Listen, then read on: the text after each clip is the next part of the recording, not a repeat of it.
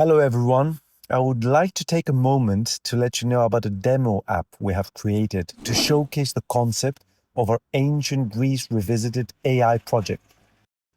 We would like you to try it out and send us feedback, which we'll evaluate to decide if it's a project worth pursuing or not. The app is a demo of features and logic, but it doesn't have any trained models or AI frameworks built into it. It uses generic LLMs, so don't expect to get some valuable content out of it. We would like to hear your feedback on the general approach of the project and not the actual results, at this stage at least. So, try it out, and thank you very much. What I find unique about Jesus as a myth, if you will, is that he, unlike the other gods, brings a solution to a relatively new problem of the era, which was the Gnostic problem, the Gnostic predicament. So, what I find unique about Gnosticism and what unifies all these various sects and cults that you talk about is a novel, historically, nihilistic, world-denying worldview. In Gnosticism? In Gnosticism. Okay. So you're saying like the majority of these groups. The majority of this group. Gnosticism comes... It's got very Orphic, like where there's a body and soul. There's a body and bad, soul. soul's good. But yeah. the basic Orphic myth is that we humans are dual in nature. Yeah. We have a spirit, a soul that is a little part of God. Yeah, a little spark of divinity. A little spark of divinity. Yeah. And this spark of divinity gets through error, through something that should not have been trapped into this material flesh. Yeah. Life is seen as a prison. Life is seen as the domain of decadence, of corruption, where, of death, old age, pain, suffering, the veil of tears. And the gnosis that you mentioned is the secret knowledge that all this is happening first, and then the secret knowledge liberates you. Getting out of here. Liberation. Yeah. There is, and you read some of the Gnostic hymns, and they speak with the uttermost disgust about this human flesh, something that you will not find in the preceding religions, where the human flesh was honored in the great Greek sculptures. Yeah. The human flesh, all bones and synesis, was a vehicle of divinity. But when the Gnostic turn happens, late Hellenistic, early Roman, and then till the late Roman, all the century before and after Jesus Christ, essentially, it's where Gnosticism comes to the fore. You have this world-denying worldview, which is fascinating. And the way I describe it is, how our scientists are trying to communicate with dolphins. The scientists try to communicate with dolphins. Now they're using AI. So if we were to imagine some of these scientists actually succeeding and actually having a full conversation with a dolphin, the way we're having a full conversation now, and you ask the question to the dolphin, said, what is your life's greatest problem? What is your greatest trouble, your greatest struggle in life? And imagine if the dolphin was to come back and say, it's water. It's being a dolphin. We shouldn't be dolphins. We should be birds. This water life is disgusting to us. You'd be like, how? We thought you were one with nature. We kind of envy animals of being so in tune with nature. And you're telling us that you shouldn't be a dolphin, you should be a bird. But that is Gnosticism. Yes. That is Gnosticism. It's a lot of Gnostics that do that, and I agree with you.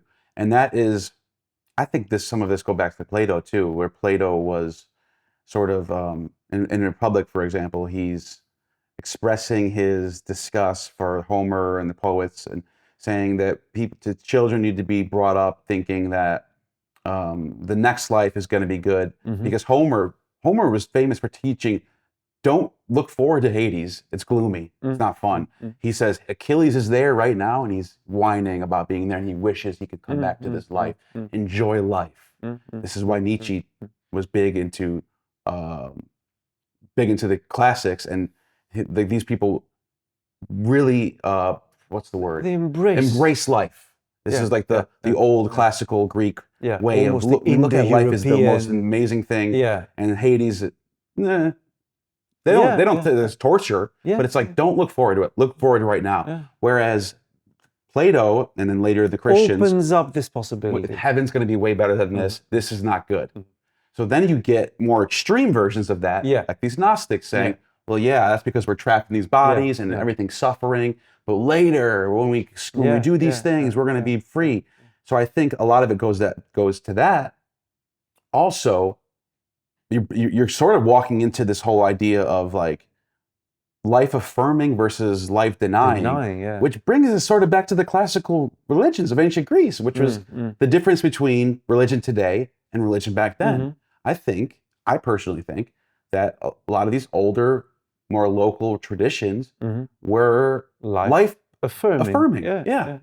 But this is what I'm saying about Christianity. All this talk about the connection between Christianity and Gnosticism is nonsensical. But do you think Christianity is a Gnostic religion? Yeah, that's what Leighton Pagel says. I agree with this. Yeah. Paul, most of the Gnostics, quote unquote Gnostics, read Paul. Yeah, they were Pauline Christians. Exactly. But you mentioned something that I want to get back to. You said Jesus sort of answered that question. Yeah.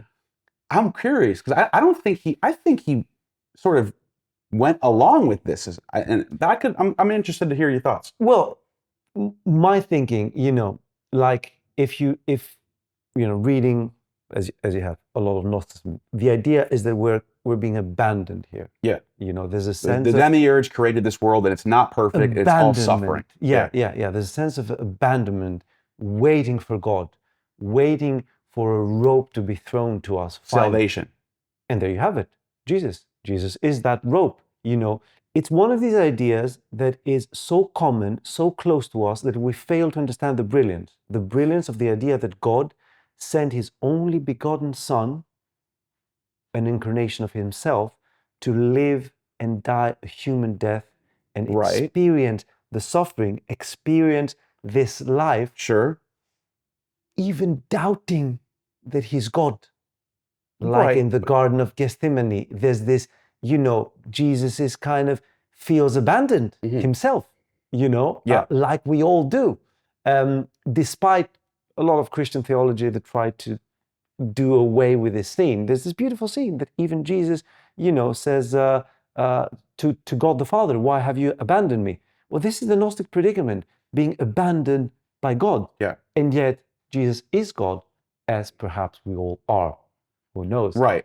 And so you have a direct way out of here in historical time. You're right. God finally sends the rope and pulls you back. So you're saying the orthodox answer was, forget about all this gnosis. It's really complicated. Just have faith, and then you're in. And it's a little more simpler answer to this predicament that they're all in. Yeah. But what I say is, I think all of it is sort of bringing people into a direction that, as we pointed out, life denying. Yeah. The Nietzsche's Life of Tragedy is like one of the most mind blowing, amazing books I've ever read. The Birth of Tragedy. He really gets into like this idea of before Christianity, you had this Apollonian Dionysian duality, and there was art, and people were driven by art and the music and the muse. And it was life affirming, and it was life is tragedy, but it's beautiful, and that's what he really expresses in that book. But then you look at the Christian answer to life, and to me, it's just like it's comedy. Yeah, but it's almost no. Listen, it's comedy in the way that the Divine Comedy from Dante is comedy. The ancients knew two genres: they knew tragedy and comedy. If it's not tragedy, it's comedy. Yeah. You read Inferno, and it's not funny at all. You read the whole Divine Comedy, it's not funny, but he called it comedy because it was not a tragedy, because everyone gets saved at the end. Yeah, and that is funny if that's true. It's funny. That would if be a it's true. comedy. If It would be a all of comedy. this was just like, well, A you're play, all, a play, and in your deepest of troubles, finally, mind-blowing. you know, the Yeah. curtain gets, and all your friends are there, and you're like, surprise. Yeah. That is a comedy, you know, in a way. Yeah.